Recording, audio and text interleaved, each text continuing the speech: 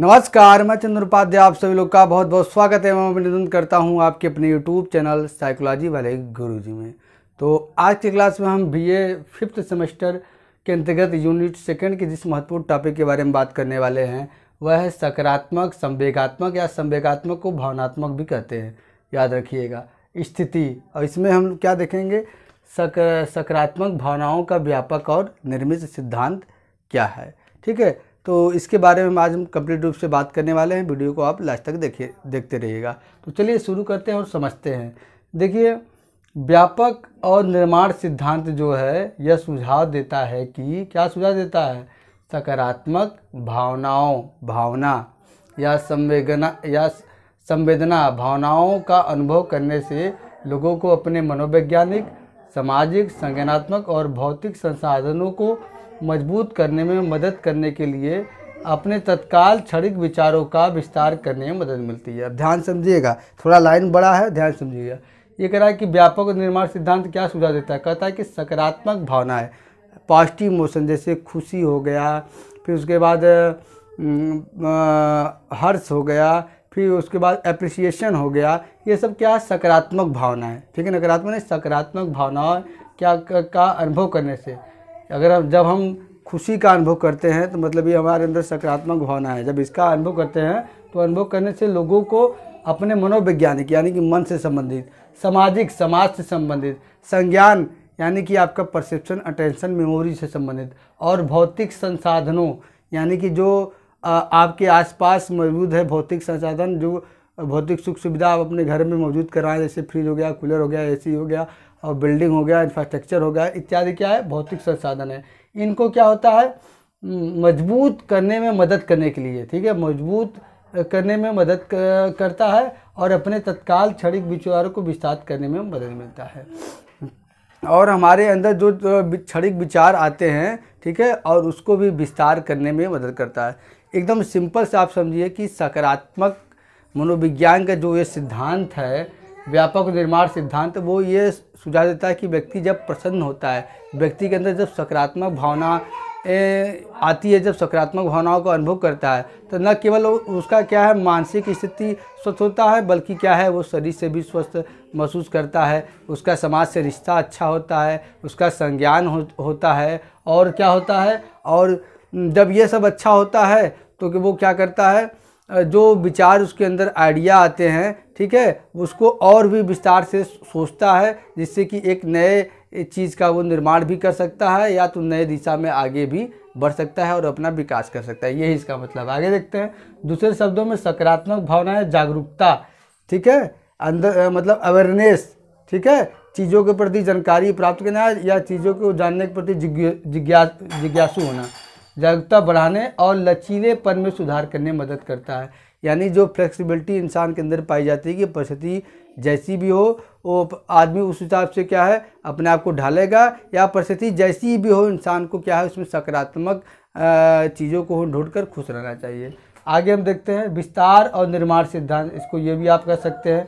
सकारात्मक मनोविज्ञान में एक दृष्टिकोण है, ठीक है, देखने का नज़रिया है, जो यह समझाने में मदद करता है कि कैसे हम स्थितियों पर प्रतिक्रिया करने के, जीवित रहने के तरीके से दूर जीवन के लिए अधिक व्यापक और विचारशील दृष्टिकोण की ओर बढ़ सकते हैं। ये कह रहा है कि यह समझाने में हमको मदद करता है कि कैसे हम स्थितियों पर, मतलब सिचुएशन जो होते हैं उस पर प्रतिक्रिया करने से और जीवित रहने के तरीके से दूर जीवन के लिए अधिक व्यापक और विचारशील दृष्टिकोण की ओर बढ़ सकते हैं। मतलब ये जो विस्तार निर्माण सिद्धांत है ये कह रहा है कि ये समझाता है या समझाने में मदद करता है कि विभिन्न सिचुएशन में हम कैसे क्या है प्रतिक्रिया अपना कर सकते हैं, और विभिन्न सिचुएशन में प्रतिक्रिया करने पे कैसे हम जो है अपने अस्तित्व को बनाए रखने में भी सक्षम होते हैं। ठीक है, और हम अस्तित्व को बनाते ही नहीं बल्कि और भी आगे जो है हम अपने आप को बढ़ा सकते हैं। ठीक है, सकारात्मक भावनाएं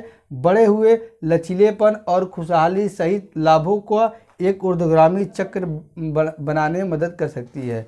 ये कहने के तात्पर्य ये कह रहा है कि सकारात्मक भावनाएं बढ़े हुए लचीलेपन और खुशहाली सहित, मतलब जब सकारात्मक भावनाएं आपके अंदर आती है तो क्या है, आप में फ्लेक्सिबिलिटी भी आ जाती है, आप लोगों से विनम्र होकर मिलते हैं, झुक के मिलते हैं, और क्या है आप परिस्थिति के हिसाब से अपने आप को ढालते हैं, और भी बाकी जो खुशहाली है ये सभी तो मिलता है। साथ ही साथ क्या है इन सभी के अलावा एक जैसे कि आपको कह दिया जाए कि अगर आपकी आर्थिक स्थिति संपन्न हो जाए तो आपको क्या क्या लाभ मिलता है। आर्थिक स्थिति संपन्न होने से घर की स्थिति सुधरती है, आप अच्छे से खर्चा चलता है, घर परिवार का ध्यान अच्छे से होता है, बच्चों का परवरिश अच्छे से होता है, तमाम चीज़ें ज़रूरतें भौतिक संसाधनों को हम जुटाते हैं, अपना ज़रूरतों को पूरा करते हैं, हम कहीं भी घूम सकते हैं। तो उसी प्रकार से ये करा है कि जब सकारात्मक भावना व्यक्ति के अंदर आ जाती है तो लचीलापन खुशहाली तो होता है, उसके साथ ही साथ और भी जितने फैक्टर हैं वो भी क्या है उसमें बनने लगते हैं और उसको आगे बढ़ाने में मदद करते हैं। बारबरा फ्रेडरिकसन ने सबसे पहले बारबरा फ्रेडरिकसन जो है वो सबसे पहले ऐसे सकारात्मक मनोवैज्ञानिक हैं जो सकारात्मक भावनाओं पर अनुसंधान की कमी और नकारात्मक भावनाओं पर अधिक जोर देने के तरीके के रूप में ब्रॉड एंड बिल्ड सिद्धांत का प्रस्ताव करता है। यानी कि बारबरा फ्रेडरिकसन एक ऐसे मनोवैज्ञानिक थे जिन्होंने क्या सकारात्मक भावनाओं में इनका कहना था कि सकारात्मक भावना या सकारात्मक मनोविज्ञान में अनुसंधान की बहुत कमी है, और नकारात्मक भावनाओं पे इन्होंने अधिक जोर देने के रूप में अपना एक सिद्धांत प्रतिपादित किया जिसका नाम ब्रॉड एंड बिल्ड रखा।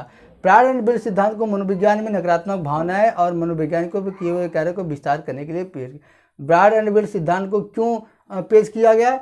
मनोविज्ञान में जो नकारात्मक भावनाएं हैं और मनोविज्ञान पर किए गए कार्यों को विस्तार करने के लिए पेश किया गया। ठीक है कि मनोविज्ञान में केवल पॉजिटिव साइकोलॉजी जैसा कि आप इसको जानते हैं कि व्यक्ति में जो कमजोरियां हैं उसको ध्यान देने के बजाय हमें क्या है उसमें जो अच्छाइयाँ हैं उसको ढूंढ कर उसको बेहतर बनाना चाहिए। अच्छाइयाँ अगर आदमी के अंदर जाएंगी तो नकारात्मक चीज़ अपने आप दूर हो जाएगी। अब कह रहा है यह तर्क देने की बजाय कि सकारात्मक भावनाओं को नकारात्मक भावनाओं का स्थान लेना चाहिए। ठीक है, व्यापक निर्माण सिद्धांत का आधार यह है कि दोनों प्रकार की भावनाओं का संश्लेषण होना चाहिए। कहने की यह तात्पर्य है कि आप यह तर्क दें कि सकारात्मक भावनाओं को नकारात्मक भावनाओं का स्थान लेना चाहिए, इसके बजाय क्या है कि व्यापक निर्माण सिद्धांत यह बात करता है कि जैसे कि जीवन है तो सुख और दुख है, उसी तरह से क्या है नकारात्मक भावना भी और सकारात्मक भावना भी दोनों साथ रहती हैं, और सकारात्मक भावनाएं नकारात्मक भावनाओं से निपटने के लिए संसाधनों का निर्माण करती हैं। अगर जो पॉजिटिव इमोशंस होता है वो निगेटिव इमोशन से क्या है वो निपटने के लिए माध्यमों का वो निर्माण करती हैं। ठीक है, इस तरह सकारात्मक मनोविज्ञान और व्यापक और निर्माण सिद्धांत नकारात्मक भावनाओं के अध्ययन और उन्हें ठीक करने के तरीके के पूरक है। ये कह रहा है कि इस तरह जो सकारात्मक मनोविज्ञान का व्यापक और निर्माण सिद्धांत है वो क्या करता है नकारात्मक भावनाओं का अध्ययन करता है कि कौन कौन नकारात्मक भावनाएं हैं और वो क्यों हैं और उनको ठीक करता है, और ये दोनों एक दूसरे की क्या है पूरक है। ठीक है, सिद्धांत की धारणा इस बात पर भी आधारित है कि सकारात्मक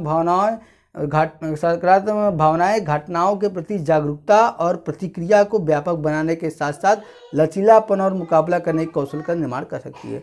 यह कह रहा है कि अगर व्यक्ति के अंदर सकारात्मक भावनाएं आ जाती है तो वो क्या करती है घटनाओं कोई भी घटना हो रही है उसके प्रति जागरूकता व्यक्ति के अंदर बढ़ जाती है, और कैसे वो प्रतिक्रिया करे ये भी बढ़ जाता है। ये बढ़ाने के साथ इसको और व्यापकता तो प्रदान करता ही है, और साथ ही साथ उसको परिस्थिति जो रहती है उसमें क्या है अपने आप को मुकाबला करने के लिए भी वो बहुत सुरक्षित रखता है। तो इस तरह से आज की क्लास में हमने आपके BA थर्ड ईयर पंचम सेमेस्टर मनोविज्ञान पेपर सेकंड जिसका नाम पॉजिटिव साइकोलॉजी है उसके अंतर्गत यूनिट सेकेंड का जो महत्वपूर्ण टॉपिक है पॉजिटिव इमोशनल स्टेट में इसके अंतर्गत the broaden and build theory of positive emotions इसके बारे में चर्चा किया। तो आज की क्लास में इतना ही, मिलते हैं हम अपने अगले क्लास में, तब तक के लिए आप सभी का बहुत बहुत धन्यवाद। जय हिंद, जय भारत।